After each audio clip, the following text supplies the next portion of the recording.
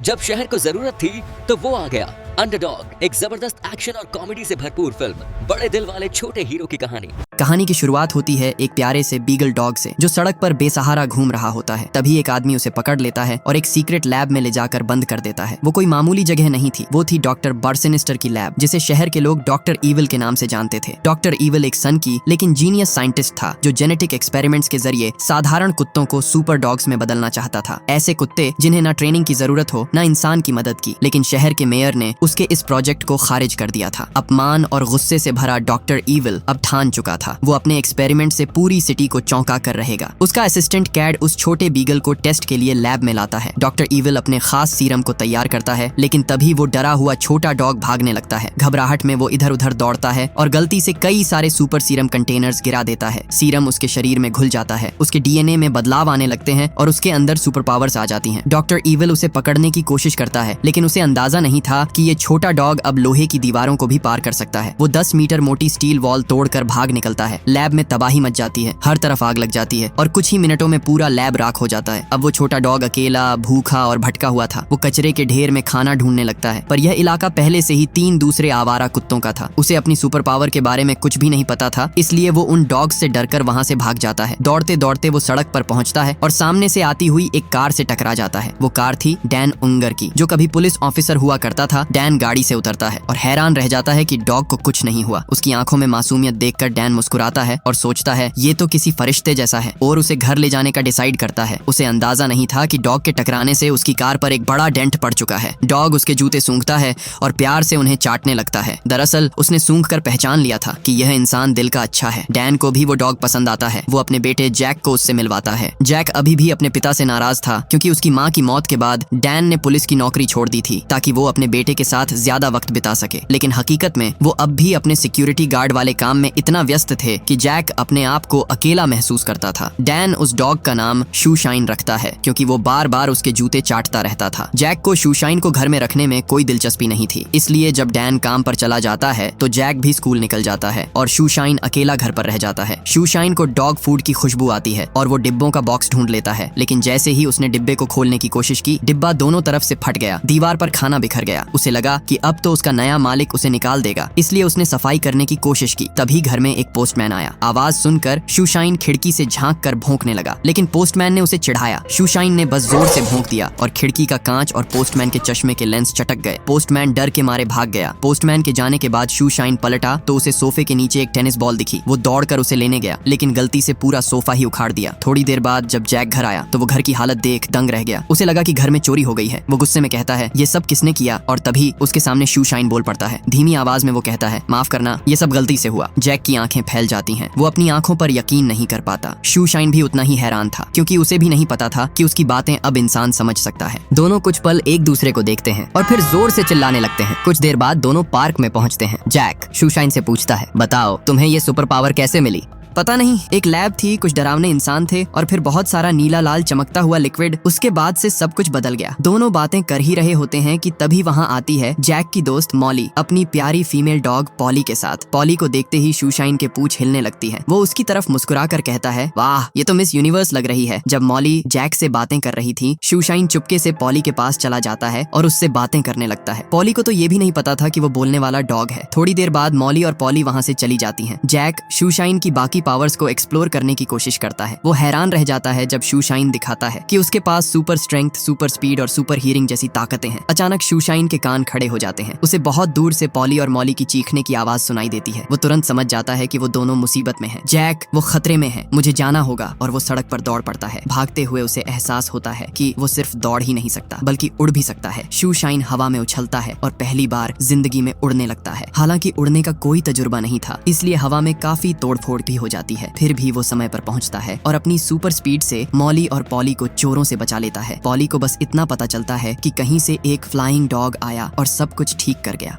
शूशाइन चुपचाप घर लौट आता है। जब जैक स्कूल से लौटता है तो शूशाइन उसे सारी बात बताता है। वो कहता है, मुझसे गलती से कुछ गड़बड़ हो गई, माफ करना, मैंने बहुत तोड़फोड़ की। जैक मुस्कुराकर जवाब देता है, माफी की जरूरत नहीं है शूशाइन, तुमने मॉली और पॉली की जान बचाई है। वो वादा करता है, मैं किसी को तुम्हारे सुपर पावर के बारे में नहीं बताऊंगा। दोनों मिलकर घर की टूटी फूटी चीजें ठीक करते हैं और उनकी दोस्ती और गहरी हो जाती है। तभी दरवाजे पर दस्तक होती है, डॉक्टर ईविल के असिस्टेंट कैड की। वो शूशाइन को ढूंढते हुए आया है। जैक झूठ बोल देता है, मुझे नहीं पता आप किस डॉग की बात कर रहे हैं। कैड को कुछ शक तो होता है, मगर वो बिना कुछ कहे वहाँ से चला जाता है। शाम को जैक के पिता घर लौटते हैं। घर की हालत देखकर गुस्से में आ जाते हैं। जैक को कुछ समझ नहीं आता कि कैसे समझाए कि असल में उसका डॉग अब सुपर डॉग बन चुका है। अब जैक और शूशाइन ज्यादातर समय साथ बिताने लगते हैं। दोनों के बीच एक गहरा रिश्ता बन जाता है। शूशाइन जब घर लौटता है तो जैक उसकी बहादुरी देखकर बेहद खुश होता है। वो कहता है, तुमने बैंक में रॉबरी होने से रोक लिया, तुम अब सिर्फ मेरे डॉग नहीं सिटी के हीरो हो। जैक फैसला करता है कि वो शूशाइन की पहचान दुनिया से छुपा कर रखेगा। इसके लिए वो उसे एक सुपर हीरो कॉस्ट्यूम बनाकर देता है, लाल केप, नीला सूट और छाती पर चमकता हुआ यू का निशान। शूशाइन वो कॉस्ट्यूम पहनते ही आईने में खुद को देखता है और मुस्कुराकर कहता है, अब मैं शूशाइन नहीं, अब मैं हूँ अंडरडॉग। उस दिन से लिटिल डॉग शहर में लोगों की मदद करने लगता है। कहीं किसी का बच्चा गुम हो तो उसे ढूंढता है, कहीं चोर भाग रहे हो तो उन्हें पकड़ता है। धीरे धीरे पूरी सिटी उसे जानने लगती है। हर अखबार में, हर टीवी चैनल पर एक ही नाम था, underdog the flying super hero. लेकिन दूसरी तरफ डॉक्टर ईविल अपने सीरम से एक और सुपर डॉग बनाने की कोशिश कर रहा था। वो चाहता था कि शूशाइन जैसा दूसरा डॉग बनाए, पर उसके सारे एक्सपेरिमेंट नाकाम हो रहे थे। गुस्से में वो अपने असिस्टेंट कैड से कहता है, मुझे उसका डीएनए चाहिए किसी भी कीमत पर। कैड सिर झुकाकर कहता है, जी डॉक्टर। कैड एक चाल चलता है। वो एक बूढ़ी औरत का भेष लेता है और बिल्डिंग से नीचे गिरने का नाटक करता है। एक मासूम बुढ़िया को मुसीबत में देखकर शूशाइन तुरंत वहां पहुंचता है। चिंता मत करो, मैं आ गया। वो उड़कर नीचे आता है और उसे पकड़ लेता है, मगर तभी उसे एहसास होता है कि वो बुढ़िया असल में कैड ही है।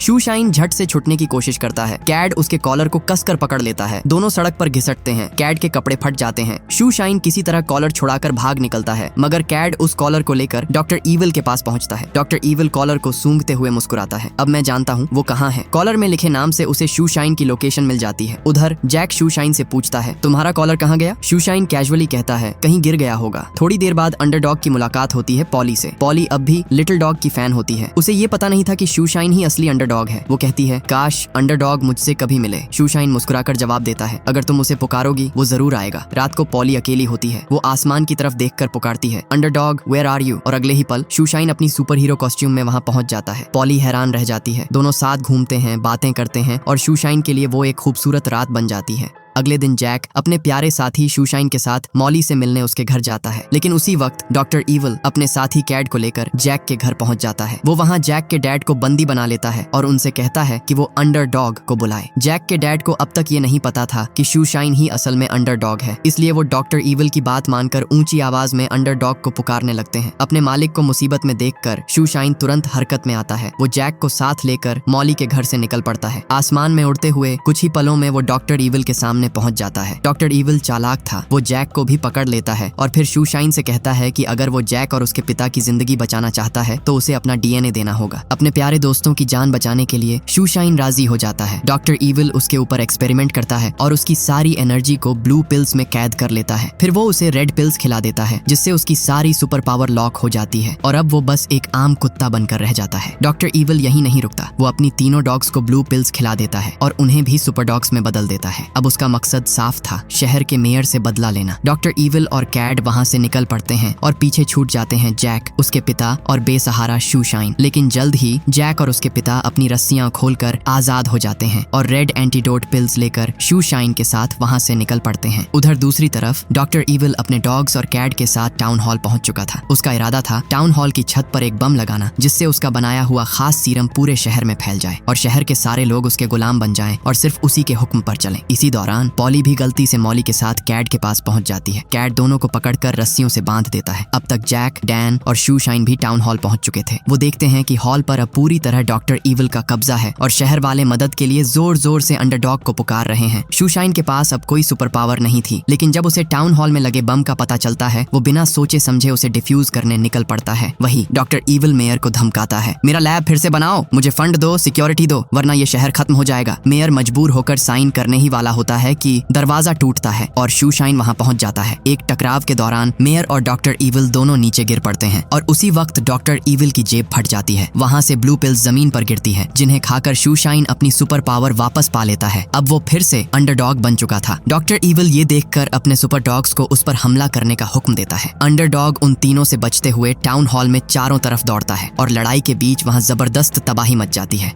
डॉक्टर ईविल जब देखता है कि उसके सुपर डॉग्स भी शूशाइन को हरा नहीं पा रहे तो वो खुद ही ब्लू पिल्स खा लेता है। कुछ ही पलों में उसका जिस्म बदलने लगता है। वो पहले से कहीं ज्यादा ताकतवर बन चुका था। अब वो खुद अंडरडॉग को मिटाने के इरादे से उसके सामने आ खड़ा होता है। दोनों के बीच एक खतरनाक और तगड़ी लड़ाई शुरू होती है। आसमान में उड़ते हुए, टाउन हॉल की दीवारों से टकराते हुए वो एक दूसरे पर पूरी ताकत से वार करते हैं। डॉक्टर ईविल और उसके सुपर डॉग्स शूशाइन को चारों तरफ से घेर लेते हैं, लेकिन तभी शूशाइन चालाकी से डॉग की तरफ देखता है और कहता है वो तुम्हारा इस्तेमाल कर रहा है, सिर्फ अपने फायदे के लिए। उसकी बात उनके दिल में उतर जाती है। डॉक्टर ईविल के डॉग्स पलटकर उसी पर हमला कर देते हैं। डॉक्टर ईविल ये देखकर गुस्से में आ जाता है। वो टाउन हॉल के ऊपर लगाए गए बम को एक्टिवेट कर देता है। अब सिर्फ 2 मिनट बाकी थे। अगर बम फटता तो उसके खास सीरम का असर पूरे शहर में फैल जाता और सिटी के सारे लोग डॉक्टर ईविल के गुलाम बन जाते। वक्त बहुत कम था। शूशाइन फौरन टाउन हॉल से बाहर निकलता है, जैक के पास पहुंचता है और कहता है मुझे मेरा अंडरडॉग कॉस्ट्यूम दो। जैक बिना देर किए सूट देता है। अंडरडॉग उसे पहनता है और बिजली की रफ्तार से मॉली और पॉली को बचाने निकल पड़ता है। वो टाउन हॉल की ऊपरी मंजिल पर पहुंचकर उनकी रस्सियां खोलता है और दोनों को आजाद कर देता है। फिर मॉली को सीरम देकर कहता है इसे नीचे पुलिस ऑफिसर्स को दे दो, शहर का भाग्य अब तुम्हारे हाथ में है। उधर टाउन हॉल में मेयर जैक के डैड को प्रमोट करके फिर से पुलिस ऑफिसर बना देता है। वो तुरंत हॉल के अंदर पहुंचते हैं और डॉक्टर ईविल को एंटीडोट देते हैं। डॉक्टर ईविल की सारी ताकत गायब हो जाती है। वो फिर से एक आम इंसान बन जाता है। मेयर राहत की सांस लेता है। लोग खुशियों से झूम उठते हैं, लेकिन खतरा अभी टला नहीं था। बम अब भी टिक टिक कर रहा था। अंडरडॉग तेजी से भागता है, टाउन हॉल के पास बने गार्डन में पहुंचता है और जमीन में गहरा गड्ढा खोदकर बम को उसके अंदर रख देता है। वो जैसे ही बाहर आता है, तेज धमाका होता है। ब्लास्ट की ताकत से वो हवा में उछलता है और आसमान में दूर तक चला जाता है। फिर जमीन पर गिरते ही एक बड़ा गड्ढा बन जाता है। हर तरफ सन्नाटा छा जाता है। लोग हैरान हैं। जैक और बाकी सबकी आंखों में आंसू हैं। उन्हें लगता है अंडरडॉग अब नहीं रहा, लेकिन अगले ही पल हल्की सी हलचल होती है और शूशाइन अपनी आंखें खोल देता है। लोगों की खुशी का ठिकाना नहीं रहता। पूरा शहर तालियों से गूंज उठता है। शूशाइन आसमान की तरफ देखता है और बिना कुछ कहे उड़ जाता है ताकि कोई न जान सके कि वो जैक के साथ रहता है। उधर डॉक्टर ईविल और उसका असिस्टेंट जेल की सलाखों के पीछे पहुंच चुके हैं और शूशाइन अब बेफिक्री से जैक और पॉली के साथ अपनी जिंदगी गुजार रहा है। वो अब किसी स्ट्रीट डॉग से नहीं डरता, बल्कि शहर के हर इंसान की मदद करता है, क्योंकि अब सब जानते हैं शहर के ऊपर कहीं न कहीं अंडरडॉग अब भी नजर रखे हुए है। ऐसी ही और दिल छू लेने वाली कहानियों के लिए वीडियो को लाइक करो और चैनल को सब्सक्राइब करना मत भूलना, क्योंकि अगली कहानी इससे भी ज्यादा सुपर होने वाली है।